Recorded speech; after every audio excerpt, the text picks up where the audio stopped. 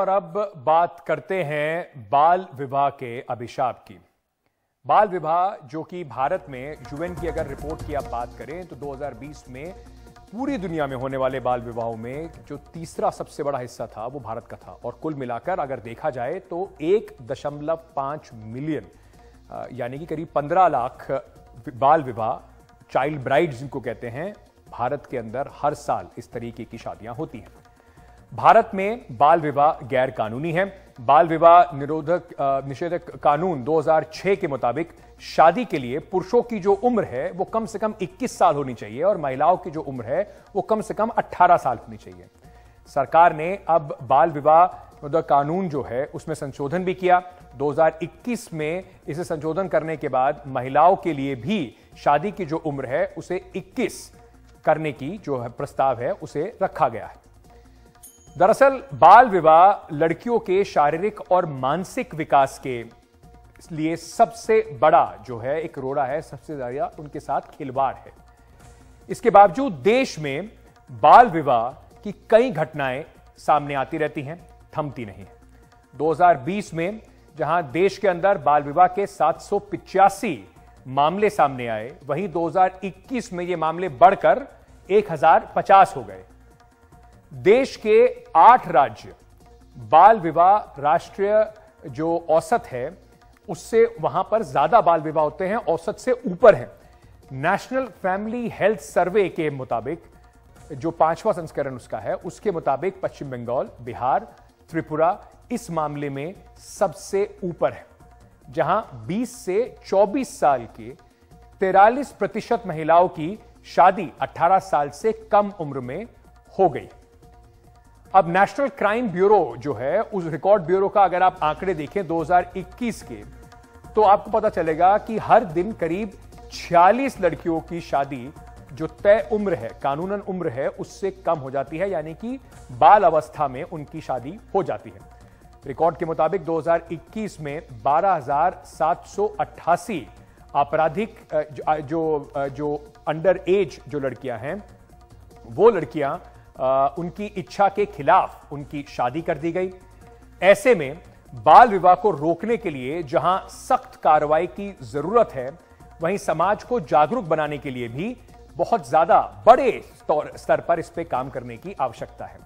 लेकिन जिस तरीके से अभी असम में एक पूरा सरकार ने एक क्रैकडाउन चलाया, सरकार ने एक पूरी मुहिम चलाई है, उसको लेकर कई सवाल भी सामने आ रहे हैं। दरअसल असम में पिछले 4 से 5 दिनों में बाल विवाह के खिलाफ पुलिस ने करीब 2,500 से ज्यादा लोगों को गिरफ्तार कर लिया है, पुरुषों को गिरफ्तार कर लिया है। पिछले 2 दिनों में जो गिरफ्तारियां हैं वो कुछ कम तो हुई हैं, लेकिन कुल मिलाकर अगर देखें तो ये जो बाल विवाह को लेकर जो गिरफ्तारियां हैं उसको लेकर कई सवाल उठाए जा रहे हैं। ग्रामीण इलाकों में पुलिस की जो कार्रवाई है उससे डर का माहौल बना हुआ है। बाल विवाह के आरोप में जिन लोगों को गिरफ्तार किया जा रहा है, उनके परिवार पुलिस थानों के सामने प्रदर्शन कर रहे हैं, गुहार लगा रहे हैं। हमारे सहयोगी रतनदीप चौधरी की पहले ये ग्राउंड रिपोर्ट देखिए, आपको असम में क्या यथास्थिति है, जमीन पर क्या हालात हैं इस पूरे क्रैकडाउन के, इस पूरी मुहिम के, वो ये रिपोर्ट अच्छे से समझा रही है।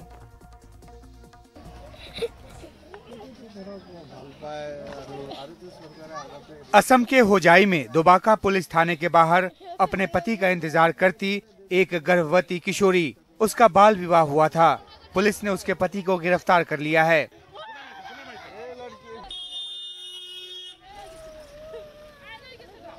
वो जानना चाहती है कि पति का क्या हाल है, उसे कब छोड़ा जाएगा। उसकी माँ और सास साथ आए हैं। वो जब 17 साल की थी तो घर से भाग गई थी। उसकी माँ का दावा है कि समाज के डर से उसने जल्द ही अपनी बेटी की शादी कर दी, लेकिन अब ये किशोरी गर्भवती है और पति जेल की सलाखों के पीछे। मैं उसे प्यार करती थी, उसके साथ भाग गई। तब मैं कम उम्र की थी, लेकिन हमें कानून का पता नहीं था। बीती रात पुलिस हमारे घर आई, मेरे पति को मारा और गिरफ्तार कर लिया। मैं उसके बिना नहीं रह सकती। खाना नहीं होते, हमें बाल विवाह के कानूनों का पता नहीं था क्योंकि वो भाग गए थे और बाद में खुदकुशी की धमकी दे रहे थे, तो हमने कम उम्र में ही उसकी शादी करा दी। हमें हालात ने मजबूर कर दिया था।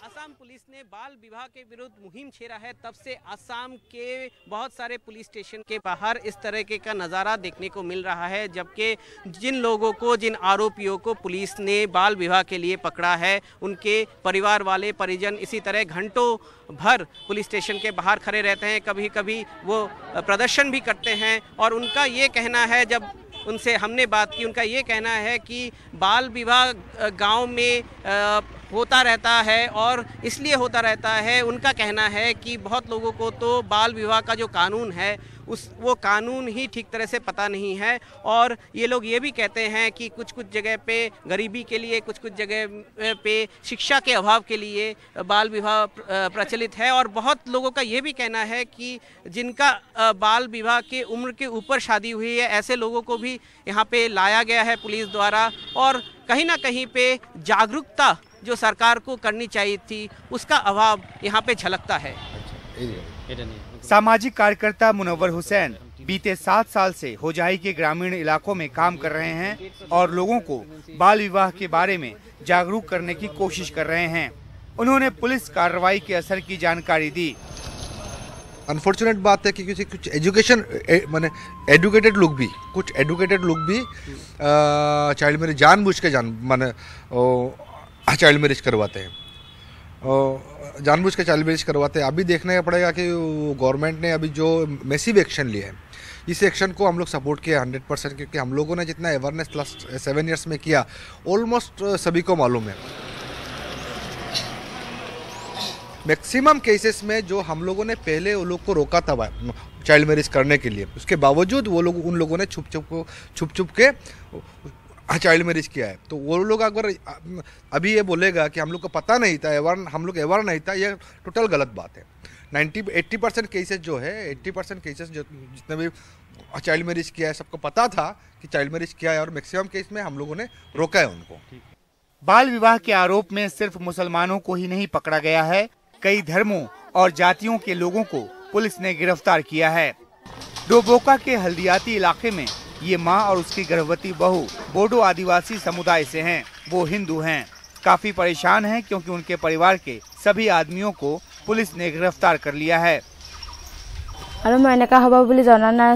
जब मेरी शादी हुई तो मुझे 18 साल का होने में सिर्फ 12 दिन रह गए थे। हमारे इलाके की कई लड़कियों की इस उम्र में शादी हो जाती है। अब उन्होंने मेरे पति, ससुर और पिता को गिरफ्तार कर लिया है।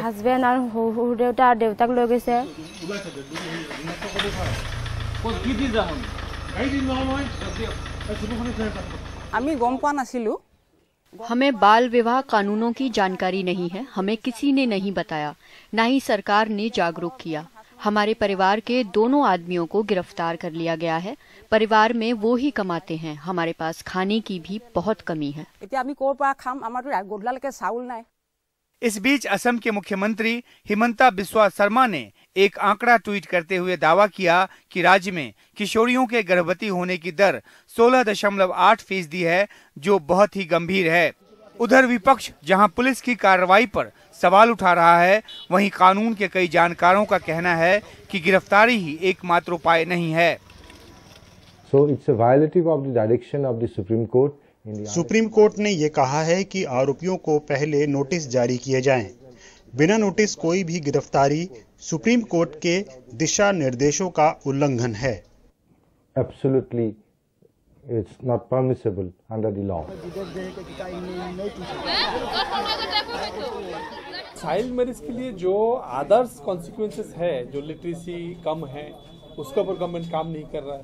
चाइल्ड मैरिज का जो अवेयरनेस होना चाहिए, इसके ऊपर काम नहीं हो रहा है। लेकिन इस चाइल्ड मैरिज के लेके जो अभी गिमिक क्रिएट किया गया, जो एक माहौल क्रिएट किया गया, तो इसके जरिए एक बात क्लियर हो गया कि चाइल्ड मैरिज के तहत यहाँ में आदमी को जो जेल भराने का काम कर रहा है, ये एक प्रक्रिया जो है ये गलत है। असम के मुख्यमंत्री हिमंता बिस्वा शर्मा ने साफ कर दिया है कि उनका इरादा 2026 तक असम को बाल विवाह से मुक्त करना है। असम में 2026 में विधानसभा चुनाव होने हैं। हमने ये मुहिम शुरू की है। 2000 से ज्यादा लोग गिरफ्तार किए जा चुके हैं और आगे भी कार्रवाई जारी रहेगी। हम चाहते हैं कि 2026 तक असम बाल विवाह से मुक्त हो जाए। खत्म कर दूंगा। बाल विवाह के मामले में पुलिस की कार्रवाई सोमवार को कुछ और कम हुई।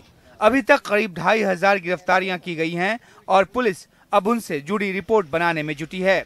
होजाई से संजय चक्रवर्ती के साथ रतनदीप चौधरी की रिपोर्ट, एनडीटीवी इंडिया। अब इस पूरी कार्रवाई पर कई सवाल भी उठ रहे हैं। क्या यही एक तरीका है और क्या इसी तरीके से रोके जा सकता है बाल विवाह को? अचानक जिस तरीके से गिरफ्तारियां हो रही हैं, धड़ाधड़ गिरफ्तारियां की जा रही हैं, कितनी जायज हैं? इस पर ज्यादा जानकारी के लिए हमारे साथ संविधान के एक्सपर्ट और जाने माने जो जानकार हैं फैजान मुस्तफा साहब, वो जुड़ रहे हैं। फैजान साहब, मैं आपसे ये समझना चाहता हूं कि ये जो गिरफ्तारियां हो रही हैं और पुलिस की जो कार्रवाई है उस पर आपकी क्या राय है? संविधान के हिसाब से क्या बिल्कुल ठीक कर रहे हैं हिमंता बिस्वा शर्मा? देखिए, जो बाल विवाह है ये बड़ी पुरानी समस्या है। भारतवर्ष में विश्व में सबसे ज्यादा बाल विवाह होते हैं। पूरे विश्व में भी अगर आप देखें तो चंद साल पहले तक हर तीसरी शादी जो थी वो बाल विवाह थी। अब कुछ उसमें इम्प्रूवमेंट हुआ है और हर पांचवी शादी बाल विवाह है। अगर आप देखें 2011 की सेंसस तो राजस्थान में 47% बाल विवाह हो रहे थे। कर्नाटका में पिछले 5 वर्षों में 300% बढ़ोतरी हुई है बाल विवाह में। कोविड की वजह से भी बाल विवाह बढ़े। अब बाल विवाह बढ़ने की वजह जो है वो हमारे जो धार्मिक कानून है उन कानूनों में जिस तरीके की चीजें कही गई, गर्भदान हिंदुओं के 16 संस्कारों में से एक संस्कार, पहला संस्कार है और उसमें यह माना जाता है कि जैसे ही कोई लड़की जो है वो प्यूबर्टी तक पहुंचे तब उसका विवाह हो चुका हो और वो गर्भधारण करे। इसी तरह जो मुस्लिम मुल्ला लोग हैं, क्लर्जी हैं, उन्होंने भी बाल विवाह को वैलिड माना। देश में बाल विवाह के कानून बनने में भी बड़ी समस्या हुई। 1891 में जब 12 साल उम्र की गई तब उसका विरोध हुआ। बाल गंगाधर तिलक ने विरोध किया। जस्टिस थे, जस्टिस मित्तर, कलकत्ता हाई कोर्ट के, उन्होंने विरोध किया और कहा कि ये हिंदू धर्म में हस्तक्षेप है।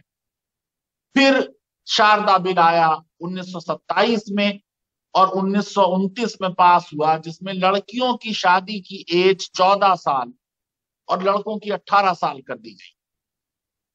फिर देश की स्वतंत्रता के बाद लड़कों की एज 18 और लड़कियों की एज 18 और लड़कों की 21 वर्ष कर दी गई। अभी पिछले वर्ष हमने इस कानून में संशोधन किया और हमने कहा कि दोनों लड़के लड़कियों का जो विवाह होगा वो 21 वर्ष की आयु में होगा। तो यूनिसेफ की जो रिपोर्ट है उसमें भी ये बात बार बार कही गई कि गरीबी बाल विवाह का, अशिक्षा बाल विवाह का सबसे बड़े कारण है। यदि हमें बाल विवाह को समाप्त करना है तो उसके लिए क्रिमिनल लॉ का इस्तेमाल बहुत फायदा नहीं पहुंचाएगा। आसाम के मुख्यमंत्री का इनिशिएटिव, उनका इंटेंशन बहुत अच्छा है। बाल विवाह हमारे देश पे एक कलंक है।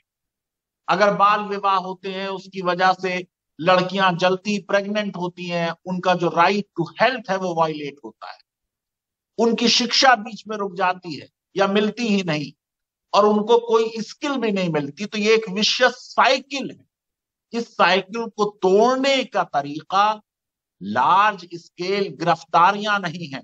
उन गिरफ्तारियों के नतीजे में आपने देखा कि एक विधवा ने, जिसका पति जो था वो पिछले साल कोविड में मर गया था, 2 बच्चे हैं, उसकी 2012 में शादी हुई, वो उस समय माइनर थी।